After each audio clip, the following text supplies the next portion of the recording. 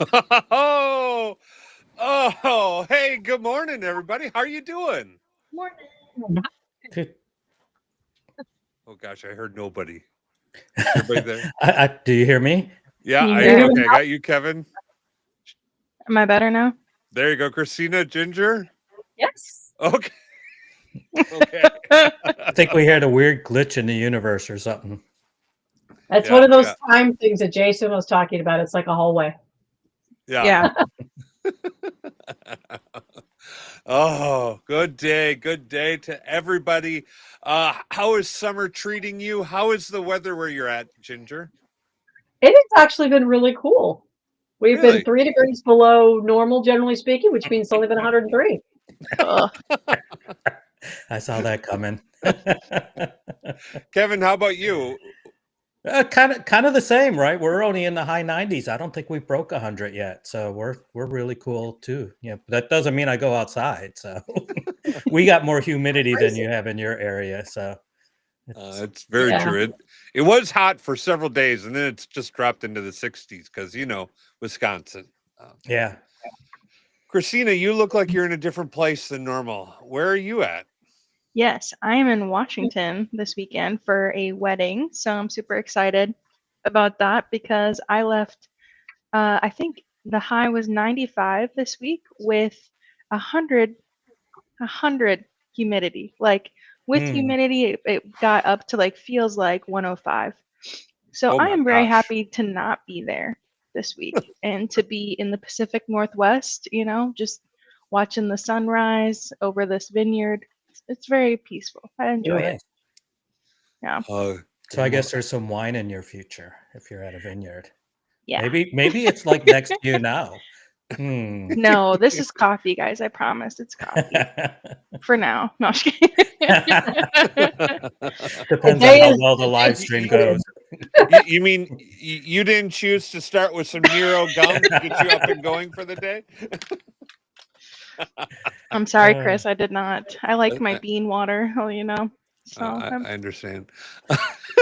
yeah. Chris, your whole background is looking a little sparse there, so you're making Yeah. progress. Yeah, we are packing for the move. So we are rapidly getting to the point where the house will be listed and all this stuff will be dramatically downsized, and you'll soon see nothing behind me for a brief period of time. On that note, accordingly, I just want to give everyone a little update on live streams. We're not going to have any live streams on July 4th, which is next Friday. So happy Independence Day, everyone. Yay. um, we are, and then we're not going to have a live stream on August 4th. So the first week in July, first week in August, no live streams. August 4th, or I'm sorry, August 1st. August 1st. Yeah. That's our first day in the house. So setting up, trying to get ready, that type of a thing is going to be happening. Okay. So, Move the bed Um, in first, Chris, and then you can sleep there at least one night before everything's moved in. It's very fun. well, we have movers that are going to come and take care of a lot of this stuff. Oh, So, yeah, You know, we're on. What's that, Grant Ginger? I was going to say, I talked to somebody who moved recently who does do broadcasting, and he had the electricians out because he realized his office did not have the appropriate levels of power for the kinds of hmm. things that he likes to do. So, word to the wise: check out the amount of your switch, your electric box situation in your office in the new place. That is a great call out. I've actually already contracted with an electrician to come out and do a day of work. I do not know what that day of work is going to be. Um, but nice I though. I am on that because I don't want to be in that exact same situation. So hopefully I get confirmation today that he'll be out there on the first. So Hmm. um, we can. I hear you, Ginger. That's a great point. I agree that that's something that needs to be taken care of. So, um, but hang on, before we get too deep down the rabbit hole, Ginger, you're brand new to the live stream. Welcome. Do you want to introduce You. yourself to everyone? Well, I know everybody here because we have seen each other numerous different conferences along the way. Christina, I saw when she was in school. Yeah, in college, Ginger was one of the first speakers I ever saw. Had no idea what she was talking about, but definitely changed my trajectory in a lot of ways. I Nice. think I was talking about machine learning. I might have been. I It was honestly machine could not learning. tell you. Yeah, so Because it went way over my head. Yeah, but so But it was I'm. a great presentation.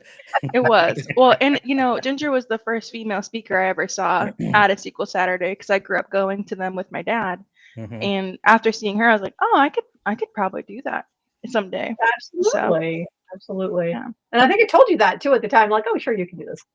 You 100% did because I was an anthropology major going like, no, Ginger, never. Yeah, I know.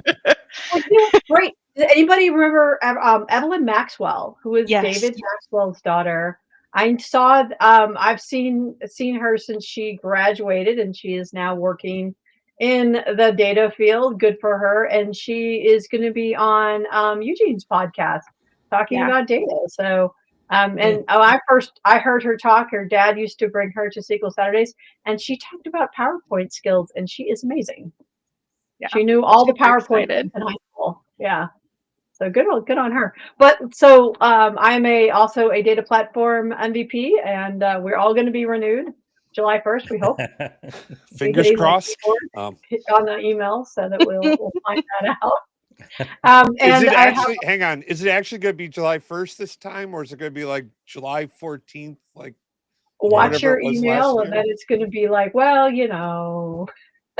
I'm not checking my email again until August 1st. So don't anybody shouldn't email me for the next month. And Yeah, if you don't read it, it never happened. Is that it?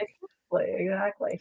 I have to read it because I'm doing this crazy thing called working. So I have my own data platform consultancy, and I do a lot of training. So certification training. I've got a couple classes on LinkedIn. I'm working on one on another platform, and today I'm doing private training on Fabric and Power BI. So nice. Lots of stuff. Yeah. And I just got back from Data Kaylee. Yeah. How was that? That was awesome. Highly recommend Data Kaylee. I think everybody should go to Ireland because I had a wonderful time. People are really, really nice, and the event is top notch. So it is at Trinity University, which was founded by Queen Elizabeth in 1590, 89, something like that. Long time ago. Real old. Yeah. Wow. And the day that I left Dublin, it was raining cats and dogs, and of course I had to do like walk with my suitcases, which got completely wet getting to the taxi from the university housing. But it was a good time, and it was a great event. And I found out that the Irish people are the kings and queens of snark, and I really appreciate that. Oh my goodness, so snarky, so fun. Well, I'm going to take your advice. I'm going to Ireland in a couple weeks. So good for you. Yeah, we're doing Scotland and Ireland. So back to the kind of the schedule. This is the last time anybody will see me on this live stream until the second week of August. So I went away on a vacation. I'm actually going to vacation. So wow, no conference to tag along with. No conference, no Crazy. nothing. So I don't do that. I always use conferences so I can write off my airfare. Yeah, it would have been a good idea, I'm but getting to Vienna. my wife really wanted to travel, and there's other people we're traveling with, so it's a vacation this time. I think you'll enjoy it, Kevin. I think so. Yeah. Oh yeah, I went to Scotland. Well, because I went to SQL Bits, and I'm like, I've not been to Scotland, so I flew there. So I did the conference then. Well, that's fantastic. Now, for those of you in the chat, everyone knows I don't like to travel, and we have people here that do like to travel. Why don't you post in the chat your number one tip for making travel fun and enjoyable to try to convince me to travel more than my current hermit lifestyle that I have. So, well, I can tell you this: I used to travel all the time for work, and the thing about traveling successfully is you really never unpack. Yeah. You just keep a suitcase filled with all your stuff, so the suitcase feels like home. Is that what you're kind of? Well, you have your bags of stuff that you always put in the suitcase. Okay. Yeah. And Right. then you just drop them in, like, oh, I've got, and I don't do this thing called traveling light. I think Okay. that's completely overrated. And it's funny. I was talking to Carrie, who is a data platform MVP out of Adelaide, Australia, and she was Mhm. talking about the fact that when she traveled, like how hard it was to like move her bags around because she doesn't travel light either. And I'm like, this is why I go to the gym, because I need to be able to take my carry-on and put it up, and my carry-on is like 35 pounds. So, and she's like, well, didn't you get anybody to do it? I'm like, no, because I have status. So I'm on there with nobody else. So I have to be able to deadlift 35 Mhm. pounds and put it up over my head. So I practice that. So highly recommend working out if you're going to be traveling a lot, just so you can do that. That is smart. Get an actual workout so that you're ready for the trip and the common things there. Yeah. And That lots of makes it- walking. Yeah. Okay. All right. I think that makes good sense. Kevin, what's your big tip there? Actually, I'm going to steal Mark Waters here, his tip here that he put on. If you see that, get TSA pre-check. Yeah. Right, and I over need to get that, that if you still. if you're going to travel international, Mhm. just go for global entry. Right, it takes a while, so you got to plan it out. It could take months to get your global entry, to get the Okay. interview. But coming back into the country, because we travel a couple times overseas every year, coming back in is just a breeze.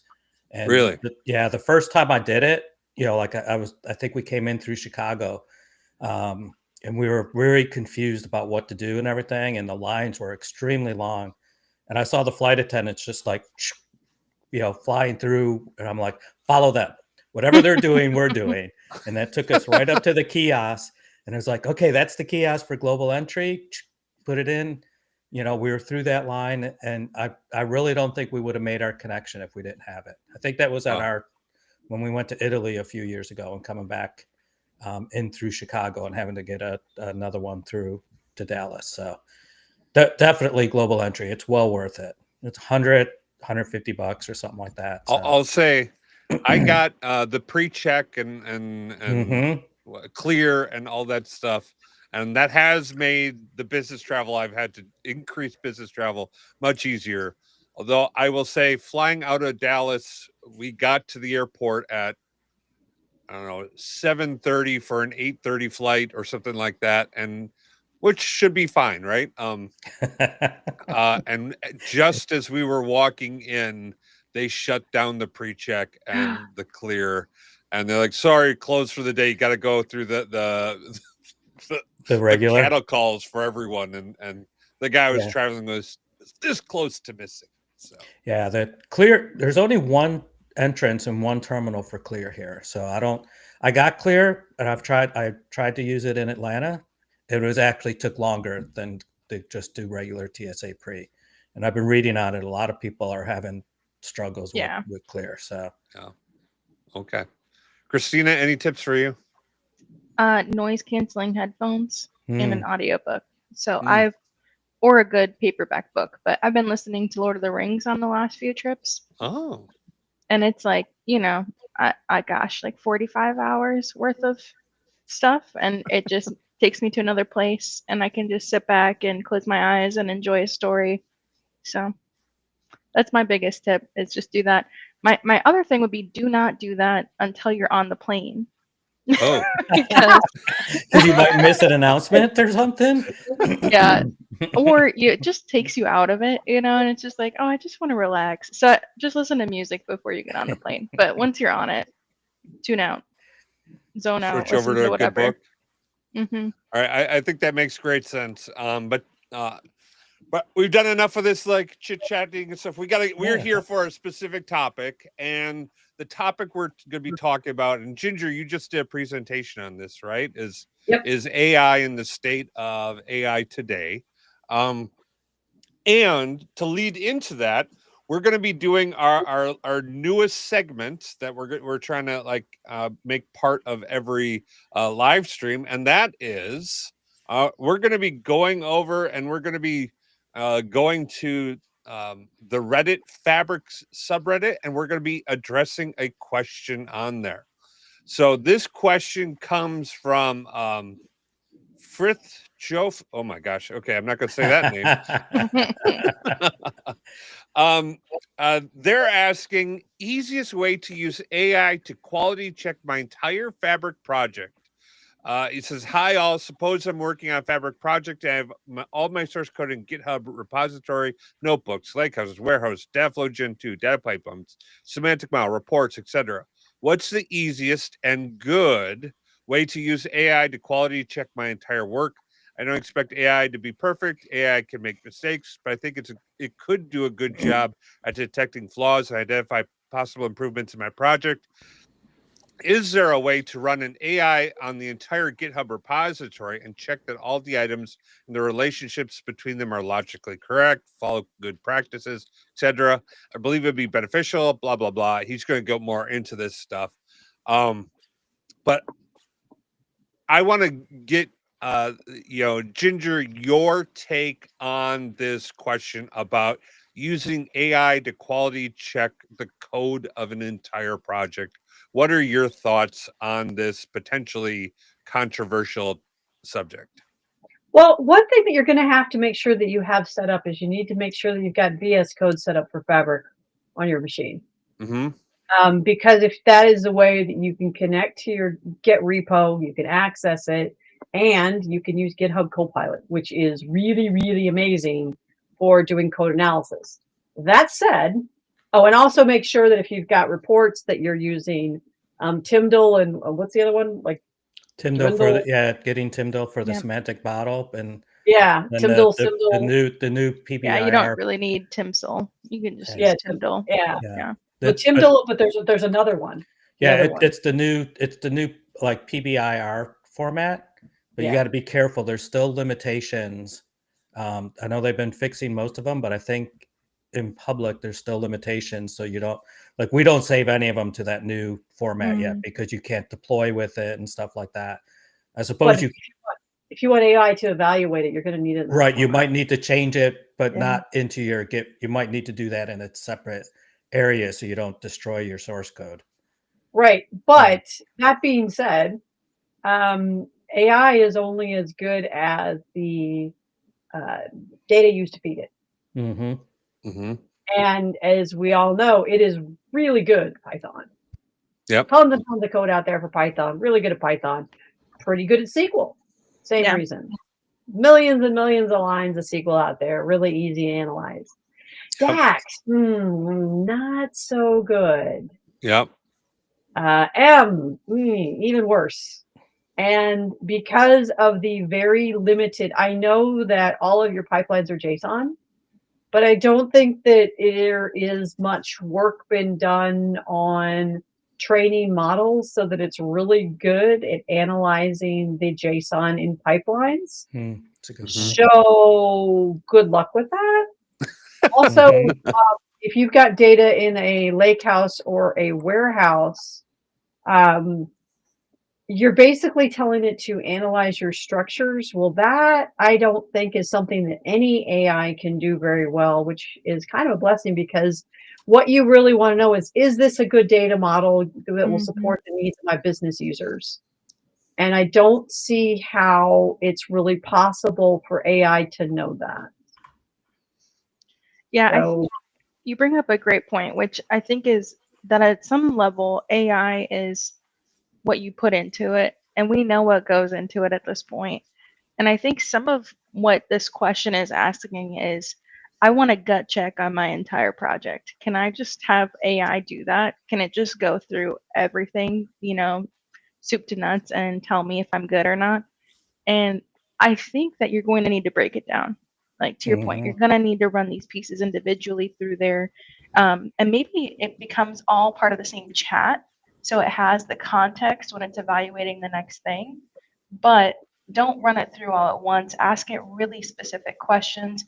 You can even ask AI, what questions should I ask about these elements of my model in order to know that it's following best practices? And then just put that back into AI and be like, okay, here's my model. Tell me, answer these questions for me. But I don't see it being able to take all of it at once and tell you good, bad, and ugly of it. Yeah, I tend to agree with you, right? It may be, use the tool that works better for that, right? So for semantic models, use something that's going to run best practice analyzer, right? Whether it's Yes. tabular editor, semantic link lab, right? So to have this one overall thing to do it all, I don't think it exists yet. On the M code, our friend John Kursky's been working on a lint checker for M code, and I've seen it. It does very well. I couldn't find the link here real quick. I'll see if I can find it.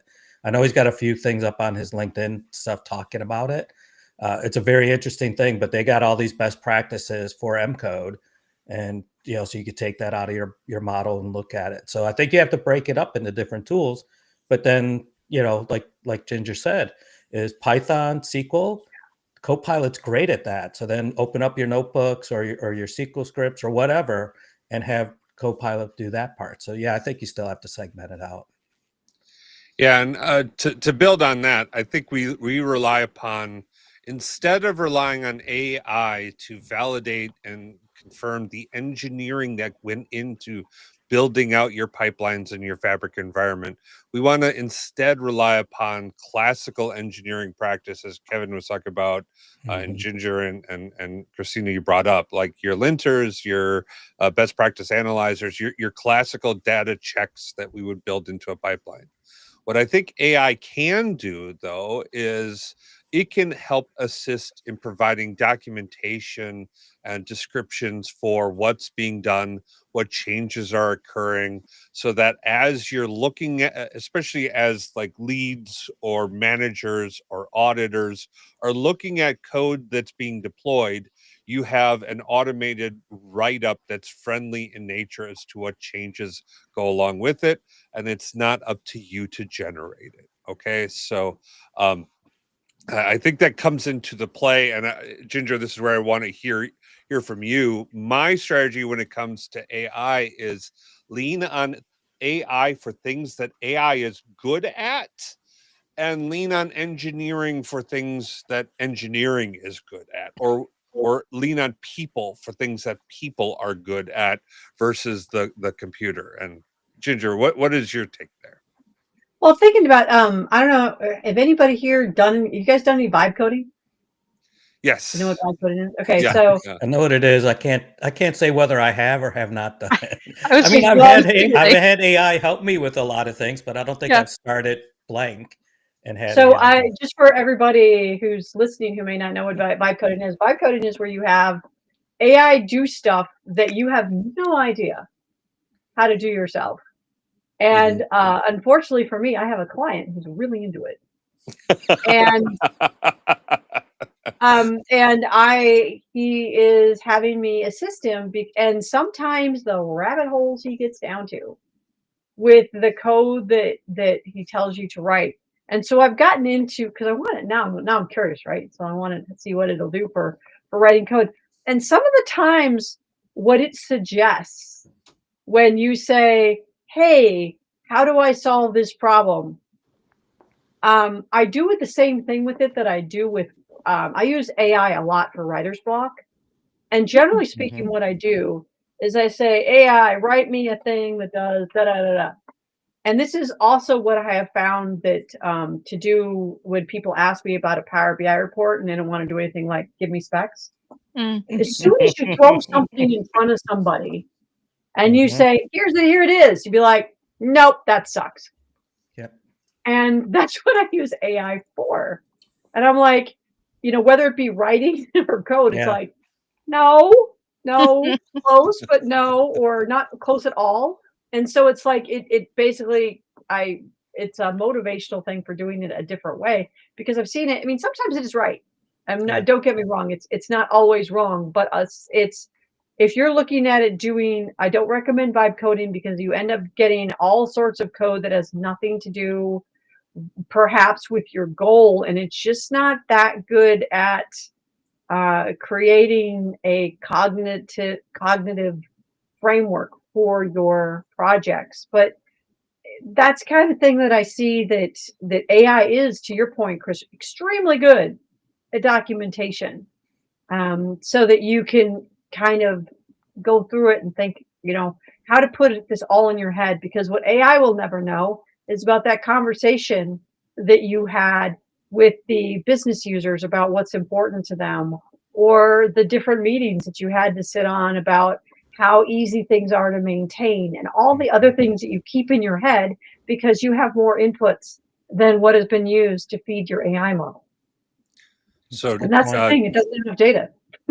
So Ginger, or I have used vibe coding with multiple AIs, and then asked, like, I'll go from one AI and say, hey, I'm vibe code. I'll literally say, I want to vibe code.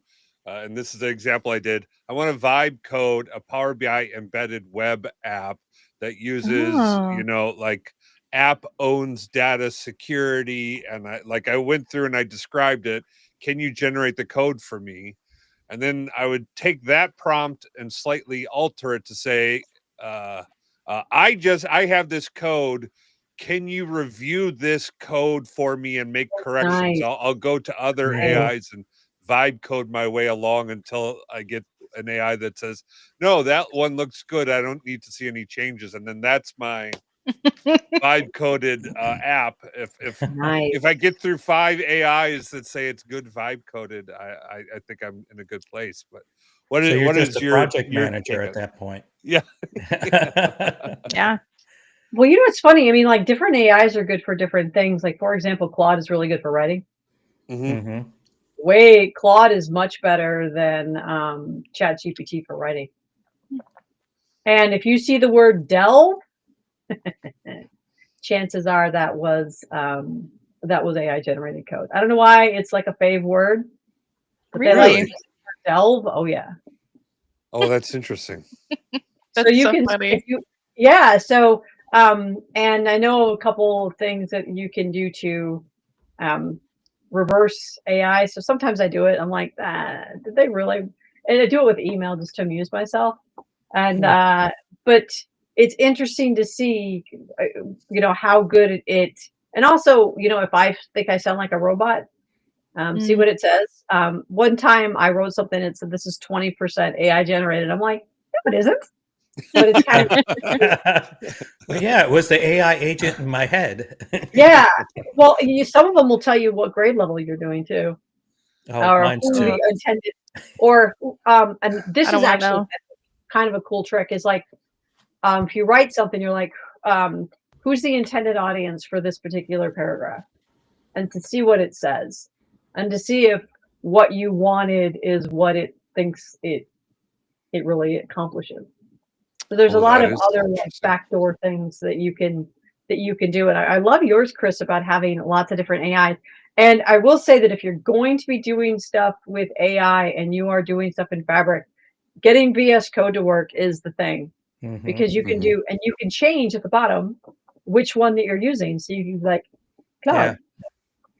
change it to ChatGPT, or you can change the models around, which is great because then you could do what you were doing, Chris, all in one place. Is that how you did it? No, I'm lazy. I just copy paste.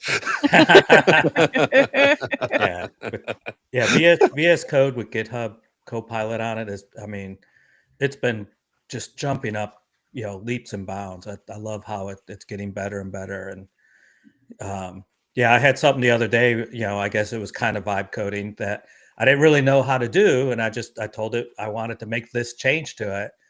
And it did stuff I would have never thought of. And I'm like, well, it looks like it's going to work, and then test it. And sure enough, it worked like first time, and then I heard I think it was one of Kurt's videos or something like that. He's like always saying, please, or whatever. He goes, yes, I'm kind to my AI. So I had to say thank you to it. Did you hear Google talk about how much please costs them? I don't care. No, really? You don't care? I get better results when I'm nice to my AI. I get much better results. Yeah. How much is it costing them, though, Ginger? They said that it's like an additional like 4% on the queries is people being polite. Wow. Well, Increased cost 4%. Something like that. Christina, to your point, it's probably giving better results, so it takes more compute. Like, Yep. you know, like, oh, hey, yeah, that's the hack. Is you're polite to it, it gives you better answers, and Well, therefore it is more expensive to run, right? I also affirm it when it gives me an answer I really like. Yeah. So I will often ask for 10 examples of something, and then Mm. I will tell it which one I chose. So then the next time when I ask, it keeps giving me better suggestions every time. Yeah. You know, to Tom Overton's point, hey, shout out Tom, how's it going? Inside of Fabric, it is really cool to use Copilot, except for the fact that, you know, I have cheap clients and they don't pay for it. Also, I try to be really mindful of my Fabric resources because I've run them out now and again. And so doing it in VS Code means that I don't have to worry about that because I'm not using my any Copilot inside of Fabric resources. So that AI is not consuming that. So yeah, I wish they would let us bring our own, let us bring GitHub Copilot up into the Fabric environment, right? Yeah. And then that way it's Yeah. going off there rather than coming off of our CUs out of capacity. I think that would be great. Maybe one day. We'll keep our fingers crossed. Well, isn't that part of the like spat that Microsoft is having with ChatGPT, like, or well, that OpenAI? is fascinating. I don't Yeah. think I know Because all of this. Fill us in. yes, so just a little bit of backstory. So it was Microsoft has been dabbling around in Copilot, or excuse me, in AI for years with cognitive services. I wrote a book, which I'm sure nobody's read, on cognitive services. Made a lot And of money on it, did you? yeah, hey, I got a royalty check for $2. So You could that get I some split. gum. Yeah, there you go. But they never got anywhere with it. And then they gave and I say this in talks, you know, $10 billion, you know, doing the Dr. Evil thing, to Chat GPT. Well, I think we're on year 7. And if they're doing a spat now on what's going to happen in 7 years? Mm. Because they're just being really petty. It's like, fine, we're going to take all of our cloud business and we're going to go to Google now, neener. And I'm like, really? Because why would you incur that kind of cost unless you're just trying to make some kind of lame point? Yeah. So, and there's a lot of fighting about OpenAI as well because they originally envisioned themselves as open source and we're not going to make any money and yeah, whatever. And then they got $10 billion from Microsoft. But one of the, you know, in terms of disruptive things on AI, I do think that the most disruptive element of AI will be in the visual space. Not what we do, but Yes. if you looked at Sora, the ability to create AI visuals is amazing. And when it originally came out as preview 2 years ago in April, Tyler Perry, who has a giant movie studio in Atlanta, called up his bankers and said, "Hey, you know that like big thing that we were going to do for expansion? Yeah, put that on hold. Yep. We're not doing that." Wow. My husband is big into, you know, media. He loves movies, absolutely loves 4K movies, you know, physical media. He's a big physical media guy. He also writes some scripts, and he has flat out told me, he's like, movies are going to be very different in about 2 years. He's like, I don't see a studio ever paying as much as they have been. It's going to become very art house very quickly to have real actors. I saw the most amazing video that somebody did with the Google tool, and it was on, you know, like think of mentally have a picture in your head about every video you've ever seen about a drug ad. And so what this guy did is he did a video and said basically saying that drug was to make you attracted to puppies. Because if you were attracted to, did you see this? If Yeah. you're attracted to puppies, then everybody would love you and you would not be depressed anymore because you would have puppies, and that would cure all your depression. And it was funny, but it was also from I've seen a drug commercial before. There's no reason that if you saw that ad, except for the fact that it was talking about, and if you saw it on a TV, you'd be like, yeah, whatever. It's the same stuff that I've been doing now.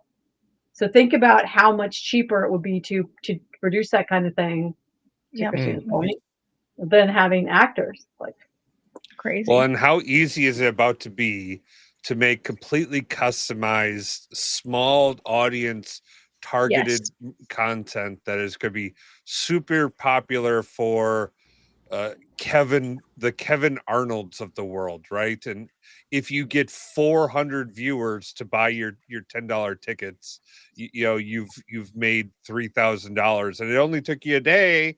So like that's awesome, right? And you're thrilled with that micro bit of content. have you used Notebook LLM? No, tell me more about that. Oh no, well, so it does podcasts. Yeah, I've seen that. Really? Wasn't it like Yes. Chris Finland did one about like a podcast on something with Power BI or whatever and put it out? So Trev Gott, and shout out to Trev. Yeah. Hey Trev.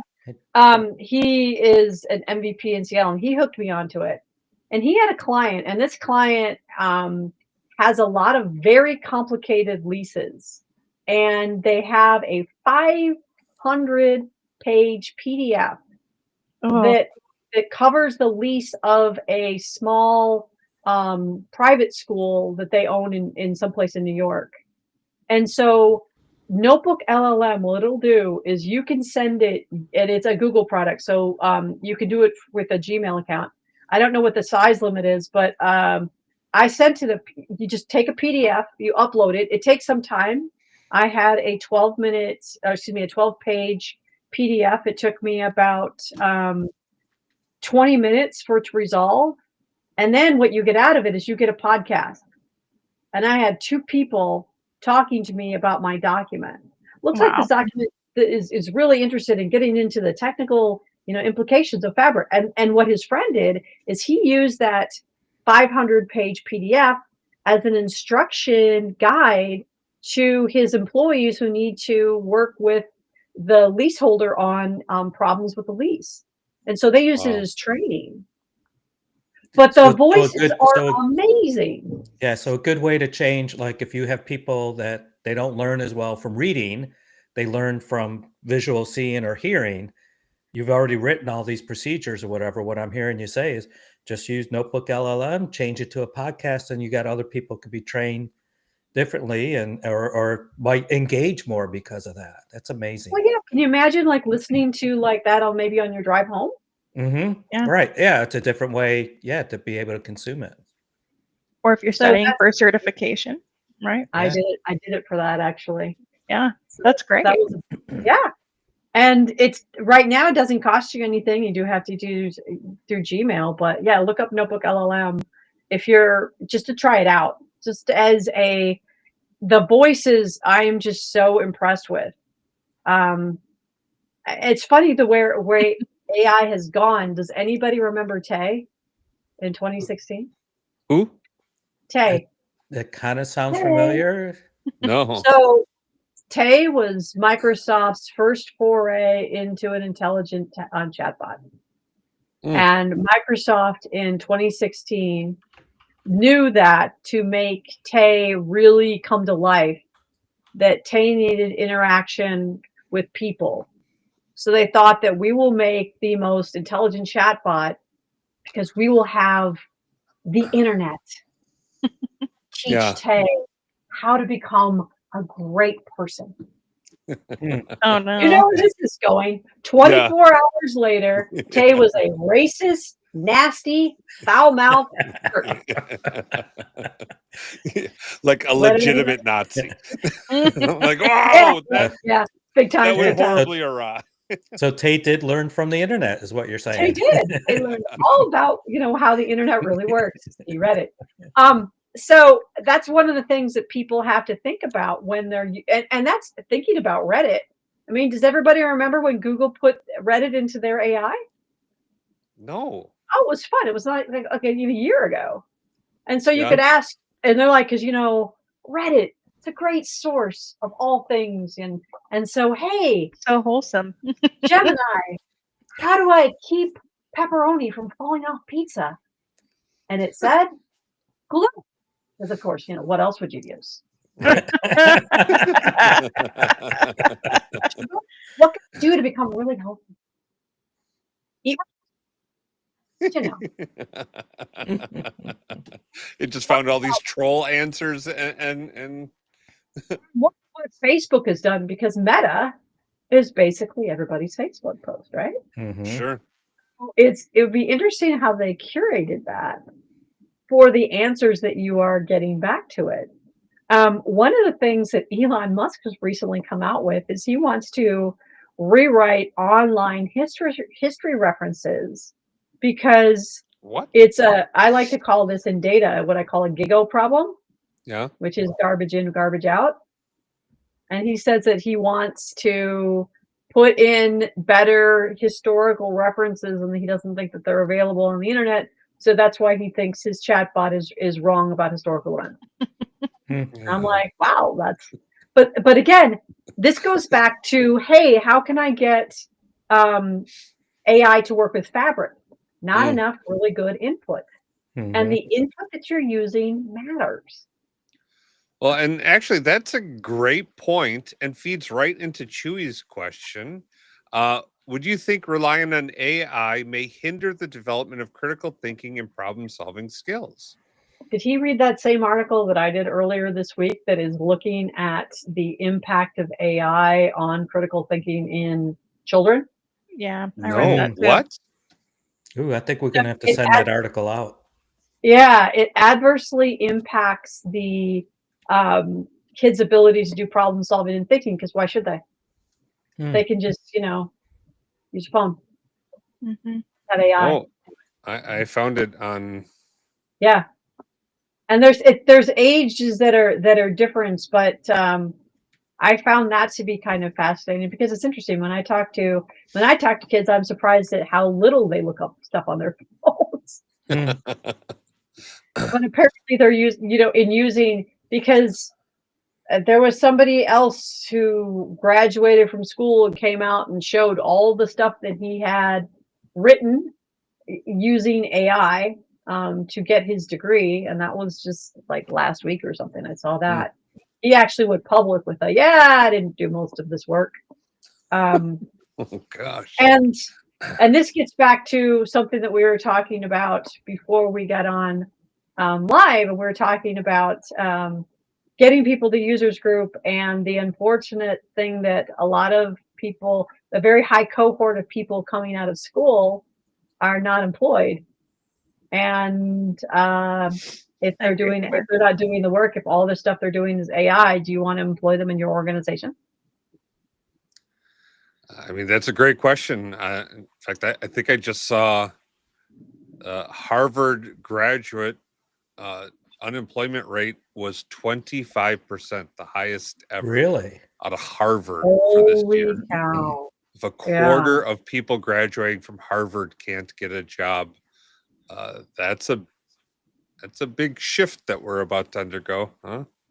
I think it's a lot of pendulum swinging, right? We went from a culture where you needed a college degree to get a lot of these jobs because it was kind of the only way to learn these skills. Now there's so many other ways to learn these skills. I'd argue a lot of these jobs don't need college degrees anymore, right? Like I think there's part of that, right? And there's also, like Mark said, it's the same argument with the calculator, right? Are you going to tell me that somebody who uses a calculator is somehow less qualified than somebody who doesn't, right? It's all about how you use it. It's, can they get the job done correctly? Do they know how to test? Do they know how to think about it? And I think that we're about to see another, I mean, these things, nothing is new, right? Nothing's new under the sun. But I think we're about to see another revolution of quality control, right? Looking at things more critically because we have to, because now there's more garbage. We have to know. So Well, I totally agree with you about things being new again. I know Donald talking about time to use blue books for essays. I read an article that because in college they use so much stuff about AI for exams and stuff that they are having people use blue books for answering doing all of their exams. yeah, And you know what? You know who's grading the blue books though? AI. AI. Yeah, that's the thing for me is if it's really worthwhile. I think that's going to be the question. Is it worthwhile? Is all the busy work we've been giving students for years actually worthwhile? Like, we're going to have to come to a point where, hey, this is worth it. This is worth learning. This is worth doing. This is worth doing the right way. And we're coming up against a lot of busy work that people are using AI to fill out because it doesn't matter, right? We have to start doing things that matter in order to get away from people only using AI to do stuff. Okay, so here's a question for you, and I'm going to start with Kevin on this one. Kevin, you're looking at hiring candidates, knowing that they're going to be heavily reliant upon the AIs for doing the answers.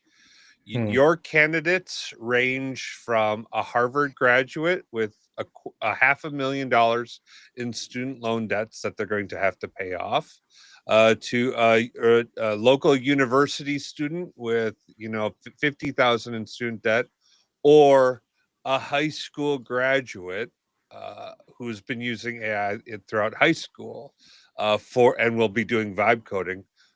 Which one of those three do you choose, or even a technical school? We'll say four. So Ivy League, regular university, technical school, or high school graduate. Which one do you choose and why? It's interesting to put me on the spot, but I like it. I'm going to go technical school, right? Okay. Because I think they're at least going to get some of the core concepts down. And I think I've talked about this before. I always evaluate people on, can you take something from a concept, right, and think about it from a concept level, right, and then how you implement it, right? And we've talked about this with coding languages, whether it's Python, SQL, C#, C itself. I've learned coding languages from COBOL through Java, everything, right? But still, what the problem that I'm solving, the knowing how to do it, how to put testing frameworks in place, all of these core concepts, I think you're going to have to learn. I like how the technical schools tend to teach them. Maybe that's just because that's what I've come through, right? And I'd have to really kind of understand the person from Harvard. I would imagine they're going to understand the core concepts and everything, but I don't know that they think the same way of if we're implementing these type of technical solutions, so that's my answer. To be honest, I don't care where somebody went to school. Yeah. Or if they went to school. If I'm one of the things that, and this is something that I used to ask years ago, what kind of computer do you have? Because that tells me a lot about if you are in the industry, if you take your tools seriously. And then to Kevin's point, if you can't, if I present you with a scenario, walk me through how you'd solve it. And that's and the other thing too is trying to gauge how well you learn. So we're only doing Fabric. Fabric didn't exist 5 years ago.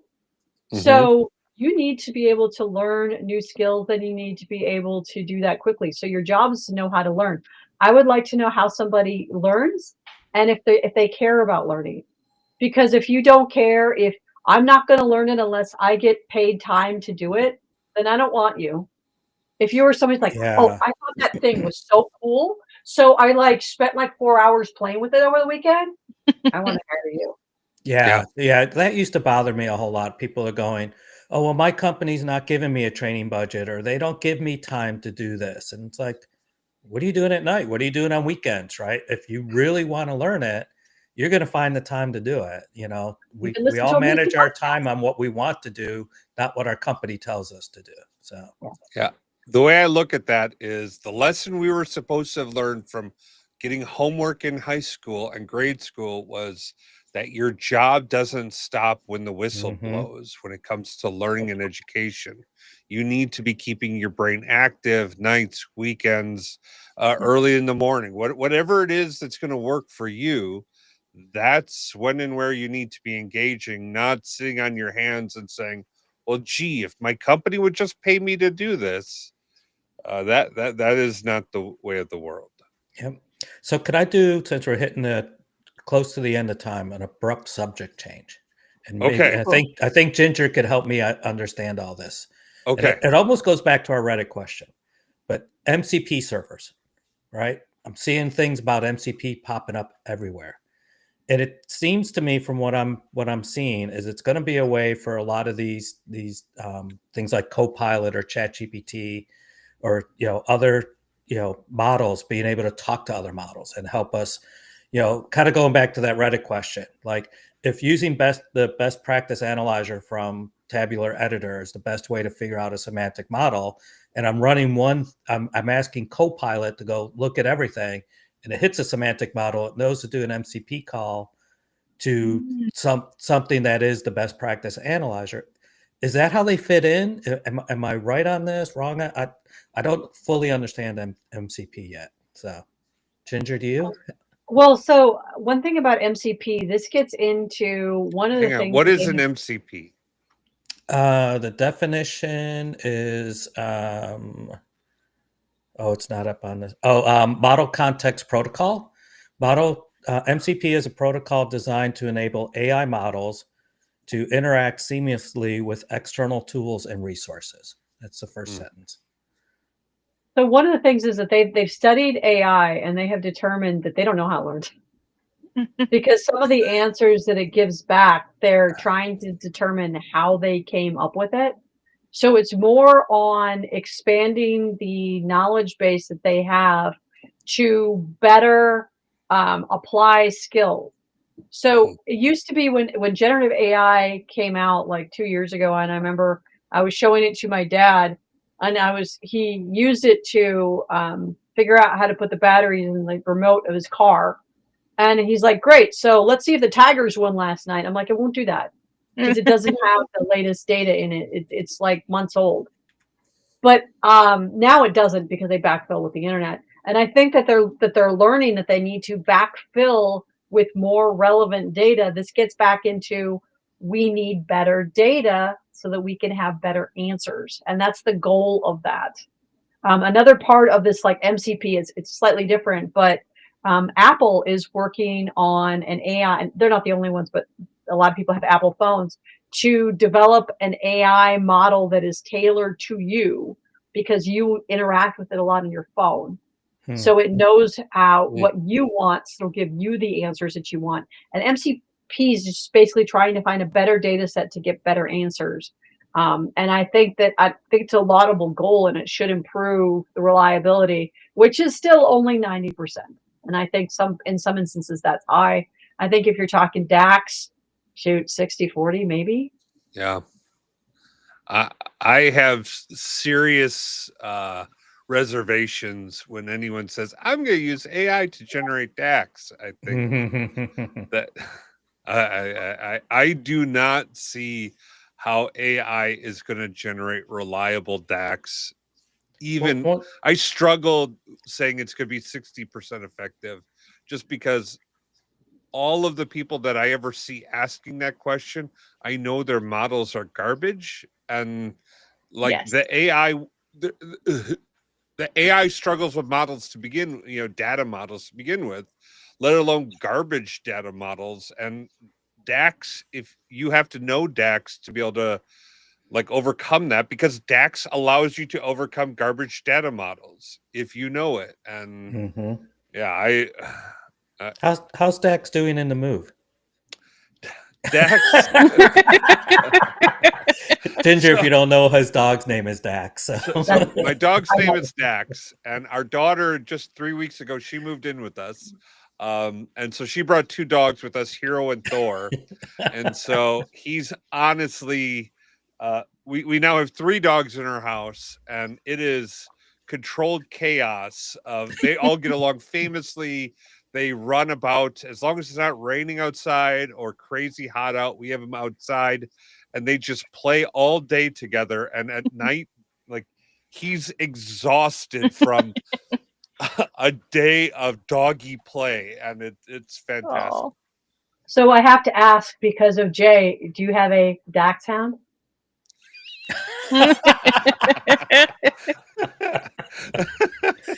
You do have Jay stickers, right? Dachshund? I have not been able to get one of Jay's stickers. Every time I've been around one, he has run out right before I Oh. got to him. So Or maybe it's a bit. yeah.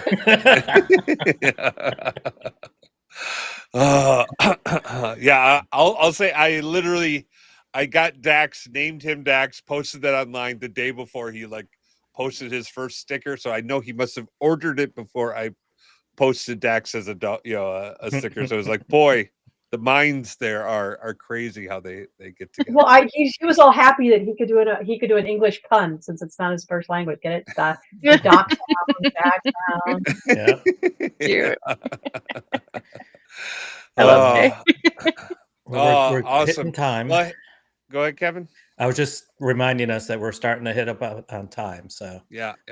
I was just gonna go there. So Ginger, we're gonna let you take us out. So please tell us any word of advice for where people should go. Like, what's your if they did one thing after this podcast, what would that one thing be? And then tell people where they can find you. You know how to engage with you and what's plug yourself. Okay, so I think that everybody should start using AI and seeing what it can do, because there's so much hype out there. I think that you need to figure out how it can help you, because it can be a great productivity tool and there's no reason not to use it. It can be immensely helpful in many things that you do. So do go ahead and use AI. And it's where to find me. I am on Twitter at Desert Isle Sequel. I am pretty active on LinkedIn as well. So you can find me LinkedIn at Ginger Grant. I've also got a couple of fabric classes out there. If you're interested and your company pays for it, good on you. And my blog at Desert Isle Sequel, which I need to work on more. So well, that's fantastic. Thank you so much for having me on. Really appreciate the opportunity. yeah, it was great to have you. This went well. We lost Chris. So Mark also kind of pushed out there. It's already up. So the SML group has designed a T-shirt for Power BI's 10th birthday, which is coming up in July. Woo-hoo. And so he put the link over in our in YouTube. Let me copy it, and so we could put it everywhere.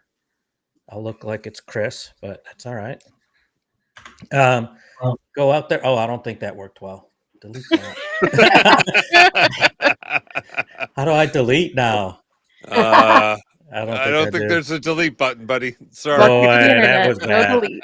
Well, here's a better one, right? You could go to smlcrew.com. That'll get you to the T-shirt as well. That's an easier link to follow. When I copied from YouTube, it gave the whole YouTube link. But yeah, celebrate with us with a custom-made T-shirt during the month of July. So we've got orders going up to June 30th. So you got a couple days, 3 days left. Yeah. So get those T-shirts too. in. Celebrate the Power BI 10th anniversary. It's a big milestone, and excited to be there with everyone. I can't believe it's been 10 years. 10 years since we GA? Or 10 years since what? I think it's 10 years from GA. With desktop. Yeah, with desktop. As it was, of course, in Excel. And I said, I've been using Power BI since Excel. And I talked to someone like, that's nothing. I've been using it since SharePoint. I'm like, I have been owned. Yeah. Does anyone remember? Well, that's probably a topic for another one, but boy, those SharePoint deployments were rough. Oh my God, yeah. Well, Excel deployments too, the 4 powers and the way you had to, yeah. Oh my gosh. But that's a whole nother podcast. Scheduled soon. Yes. Thank you guys so much for joining us today. Y'all, Ginger, thank you so much for taking time out of your day to come join us. We really appreciate that. And hope you have a great 4th of July, everyone. Yes. Yes. Yeah. Happy 4th of July. We will see you guys in 2 weeks. You guys have the best day and best 2 weeks ever. Peace. Peace. Thank you. Oh, I forgot. I'm really behind things. I got to hit the button and then it takes like 30 seconds It's for just, it to I know go. it's new. Baker Tilly Digital combines strategic industry insight and advanced technical expertise to uncover and solve your digital transformation challenges. If you're interested in learning more, check out our website at bakertilly.com/digital.